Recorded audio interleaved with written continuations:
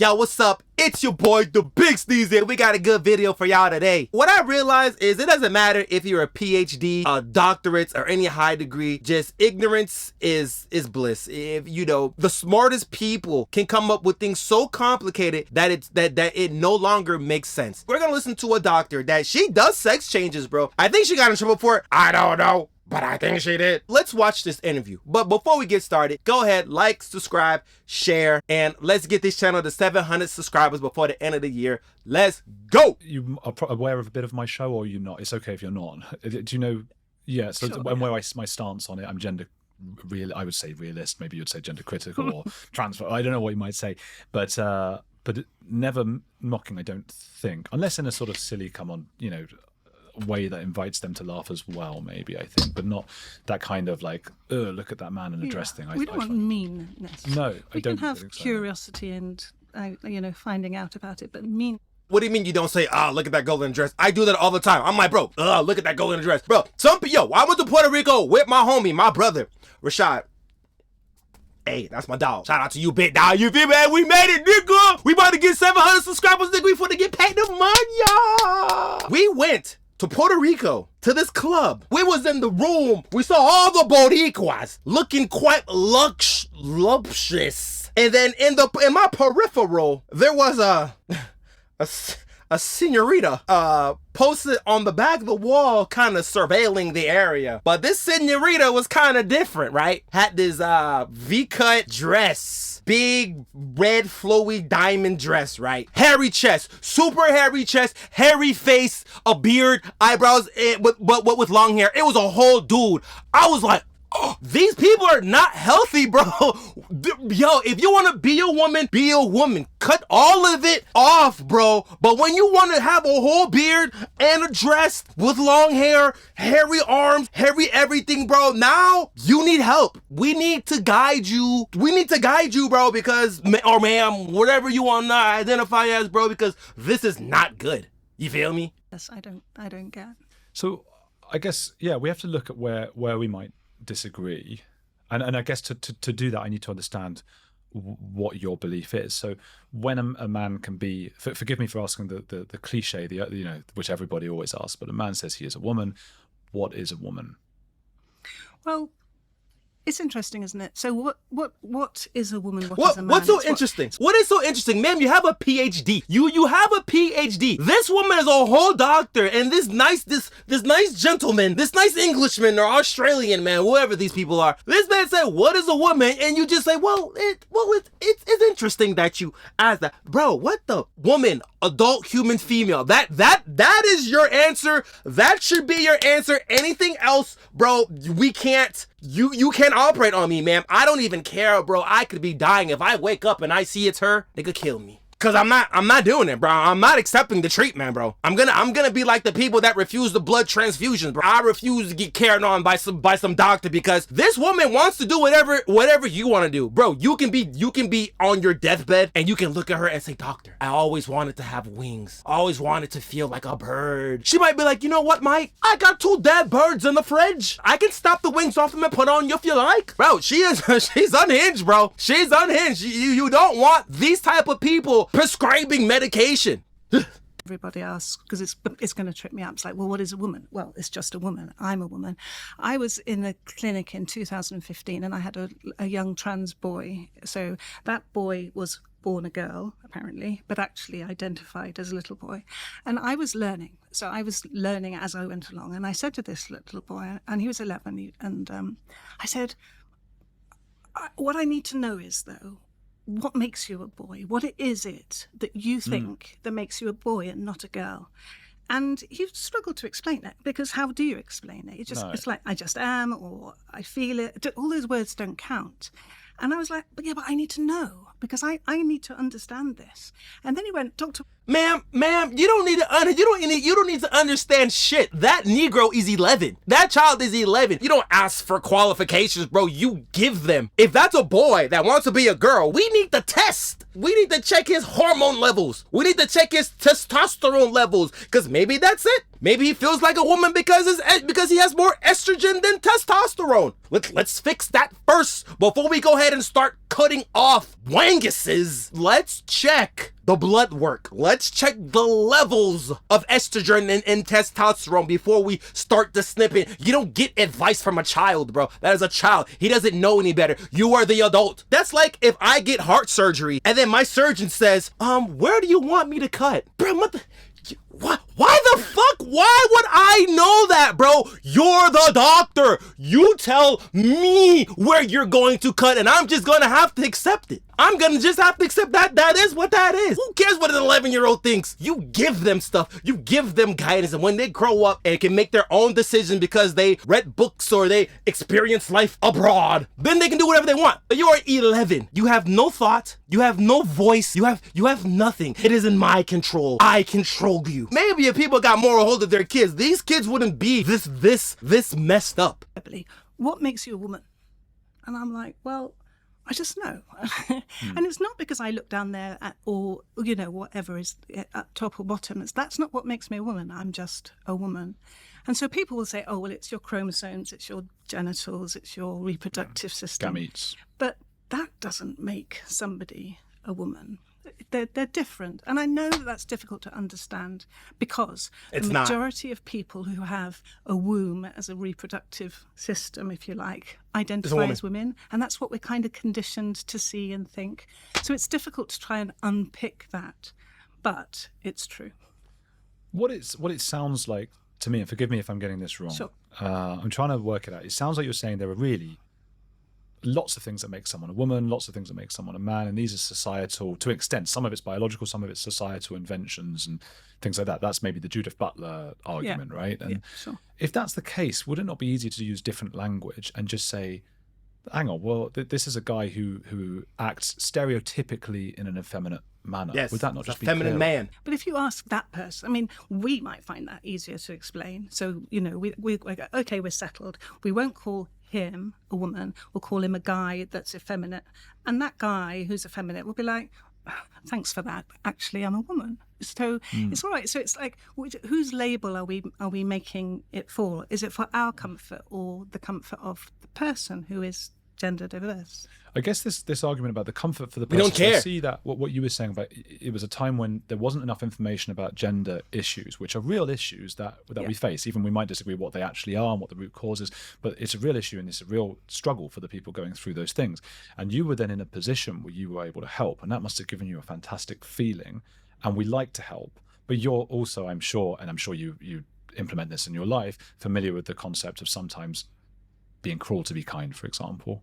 Right, somebody comes in and says who's anorexic, and they say I'm so skinny. You go, sorry. They say I'm so fat, and you go, no, you're not, because if I, in the moment I want to help. It's a lovely thing. I want to help you and just agree with you, but in so doing, we're not necessarily helping. Because I'm hearing from you a lot of comfort. I want to give them comfort and make them feel better. And I'm not sure. Sometimes don't we have to just be honest with people and say, I'm sorry. Well, I know you want to feel like a woman, but you are actually just an effeminate man. Well, it boils back to, I mean, we could come back to that anorexia thing, if you like, because it's something that people bring up and it is interesting. But it comes back to, do we believe that gender incongruence exists or not? So that's the fundamental question. Is it possible that somebody was, and to use the kind of correct language, assigned male at birth, but actually identifies as female? So do we believe that or not? And I think that's the struggle at the moment. What identifies, So do transgender people exist? Are they real? Can it be? People who are, in my opinion, confused about their sex exist, absolutely. But I could identify as a table. Well, a table's not an identity. Why not? A table is an inanimate object. It's I not could an identify as identity. black. Well, you can't. Black is a colour. It's not an identity. It's a colour. But I might have some black ancestry. You may do, yeah, but you're not. You're white skin. So, but sex is also not an identity. It's sex isn't. Sex is biological, chromosomal. So again, I feel like we agree then. So sex is different to gender then. I mean, I would just say we don't need either words. I'm not. But if people want to say, okay, this is how this person feels, and we're going to start using the word gender for that, because my understanding was we started using the word gender because people felt a bit funny about saying the word sex. They don't like saying that, so they use gender. So it's just a synonym for sex. Yeah. But okay, I'm willing to sort of go, let's use gender as someone's personality or their identity. That's how it's a totally different thing. Yeah. Why are we then changing their physical anatomy, which is their sex? Why are we performing operations that are long lasting and potentially very damaging? Good question. If it's just their identity and their gender. Well, you see, we use those words like long-lasting and potentially damaging because that's our perception. Because I'm presuming, I don't know, I've never asked you, but I presume you and I would never want to have our genitals changed. I don't, personally. No. And so it's easy for us to look on the outside. She's using really nice language. Get your genitals changed. No, bro, you're not getting them changed. You are taking a knife and you are mutilating. You are extracting. You are removing an organ from your body. You're sick. You have what they call gender dysphoria. We need to get this checked out. We need to remove this woman away from kids and affirming their gender because she is ultimately destroying them because she is the devil. That is Satan, Diabla, the woman devil, Diabla. That is her. Oh, you don't ask these kids. You don't ask these kids, well, what do you want me to affirm you as? No, you give them something and then you make them do it. They are children. You don't give kids rights. You get rights when you get a job. You get rights when you grow up. You get rights when you pay taxes. Right now, you are under my dictatorship, ruled under me. And under my ruling, there is no discussion about any mutilation, cutting off, taking any type of pills to change your to change your anatomy, bro. You are sick. We need to get you help. But not from her because she is diabolical. And say, oh my goodness, that's very long lasting and potentially very damaging. But the person who's asking to have that done doesn't see it like that at all. They're like, oh my goodness, please let this be long lasting. One more. What if, because there's this thing, I forgot what the name is. If you guys know the name, put it in the comment section.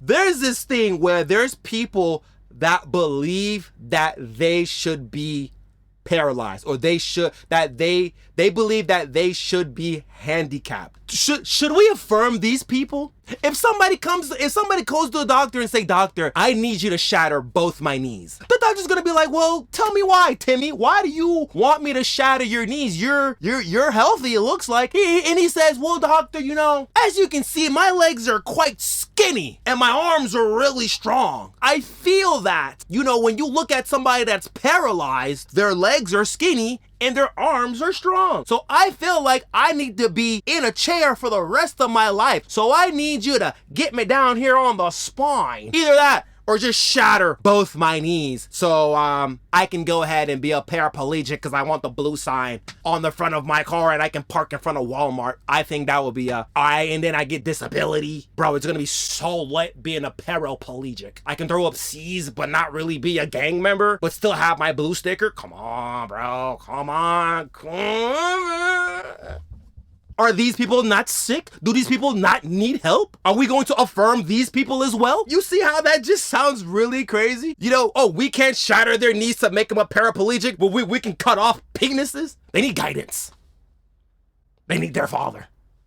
And not damaging at all, life-saving, because, and I'm on this camp, if I had a willy, am I allowed to say that in here? Willy, yes.